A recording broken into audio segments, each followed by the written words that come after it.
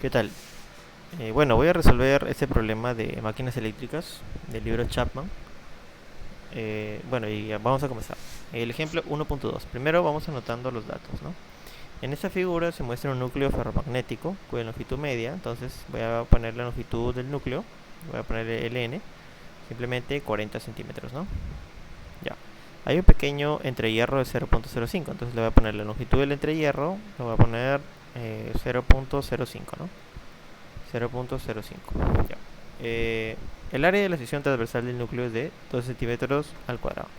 Entonces, el área del núcleo, así como AN, le voy a poner 12 centímetros al cuadrado, ¿no? Ya. Y la permeabilidad relativa del núcleo es de 4000. La permeabilidad relativa va a ser de 4000. Ya. Y la bobina del alambre tiene 400 vueltas. Entonces, N es igual a 400. No hay problema hasta ahí.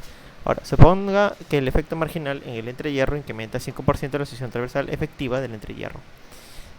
Ok, lo que quiere decir esto es que, bueno, inicialmente el área transversal de este núcleo es la que se aprecia acá, ¿no? Que es como una especie de rectángulo, ¿no? Entonces, por el efecto marginal, en este caso acá está el efecto marginal, eh, por el efecto marginal, o también conocido el efecto borde, este flujo que pasa por el núcleo, el flujo que pasa de esta manera, ¿no? Y aquí se aprecia con la letra B, eh, se trata de escapar, ¿no? Entonces, esto causa que eh, el área se incremente, ¿no?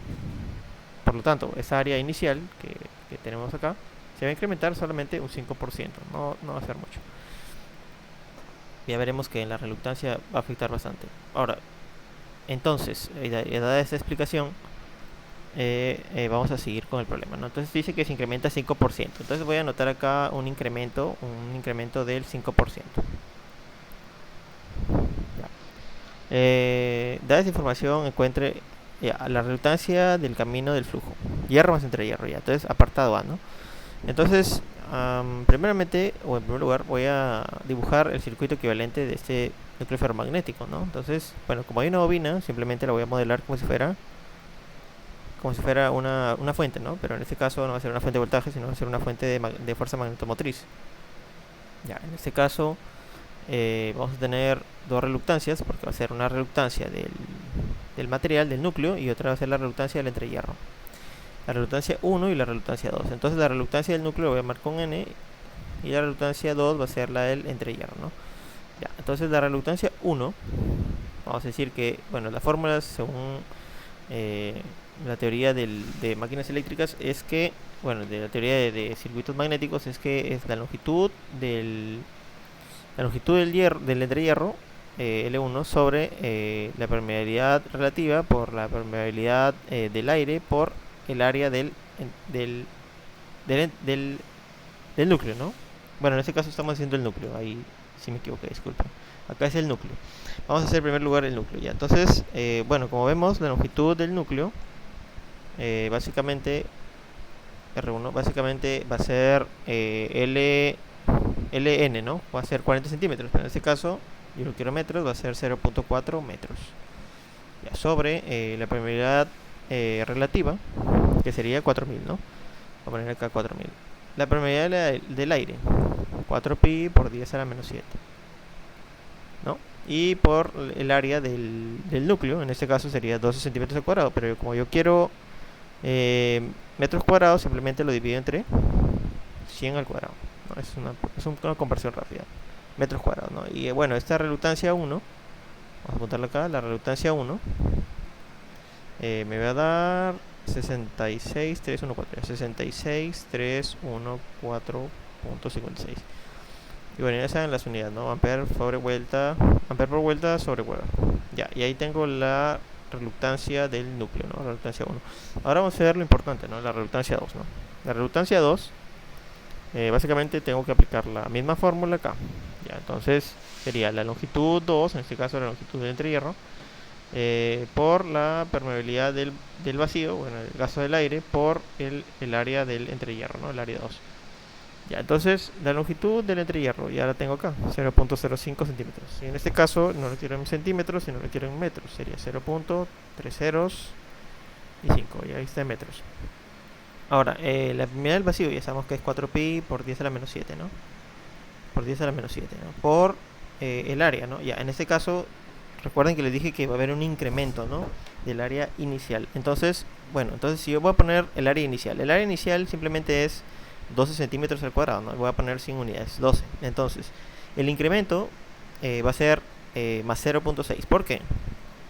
¿Por qué va a ser más 0.6? Bueno, acá les voy a explicar.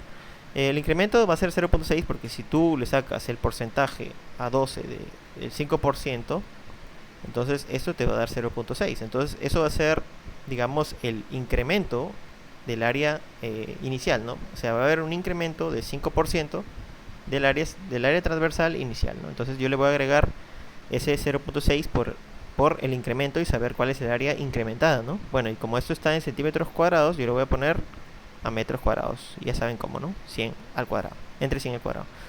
Y bueno, esta reluctancia nos da, vamos a ver, 31, 57, 83.62. Ya no le voy a poner las unidades porque son las mismas que están acá. Ya, listo, ya tenemos el apartado A, ¿no? Que es el proceso más llamativo, ¿no? Ya, bueno, ya ustedes retroceden el video y ven y lo ven de nuevo. Yo quiero borrar esto para poder escribir el apartado B, ¿no? Que ya no es tan llamativo. Ya, el apartado B. El apartado B simplemente nos piden la corriente que pasa por el entrehierro, ¿no? La corriente que pasa por el entrehierro. Ya, entonces simplemente no tenemos una ecuación con corriente y esta densidad de flujo, ¿no? Entonces voy a tener que juntar dos ecuaciones, ¿no? Bueno, yo conozco que la fuerza magnetomotriz es igual al flujo por la reluctancia, ¿no? Que esto es equivalente a la ley de Ohm, ¿no? Y también conozco que el flujo es igual a la densidad de campo magnético por el área, ¿no? Entonces simplemente reemplazo el flujo acá y me queda la fuerza magnetomotriz es igual a B por A por R, ¿no? Una palabra salivar. Entonces, pero la fuerza magnetomotriz, no se olviden que es el número de vueltas por la corriente ingresada por la bobina, ¿no? Entonces va a ser B por A por R, ¿no? Por R que es la reluctancia, ¿no? Y entonces simplemente despejo I y me queda B por A por la reluctancia sobre el número de vueltas, ¿no? Entonces acá reemplazo. En B, pues ya me dan el dato que es 0.5 teslas. En este caso sería 0.5. El área, bueno, el área tomada aquí va a ser la misma área incrementada, ¿no? Entonces recuerden que yo dije, va a ser el área inicial más el área incrementada, o sea, el porcentaje de incremento que ya le expliqué hace rato sobre, para convertirlo a metros cuadrados, ¿no? Que sería 100 al cuadrado, ¿no? Ya. Por la reluctancia, en este caso la reluctancia va a ser la reluctancia total sumada. ¿Por qué? Porque estamos hablando de un flujo que pasa. El flujo pasa por el núcleo ferromagnético, ¿no? Entonces, ese flujo no puede, digamos, ignorar a la reluctancia del núcleo y va a pasar simplemente por la reluctancia del entrehierro. No, ese no lo puede ignorar, tiene que pasar por los dos. Por eso es que se colocan los dos. Bueno, en este caso la suma de la reluctancia 1 más la reluctancia 2 te da 38, 20, 98.12. Y sobre 400, ¿no? Que es el número de vueltas. Y bueno, este número te da 0.62 amperios. Y bueno, esa es la respuesta. Espero que me hayan entendido. Muchas gracias.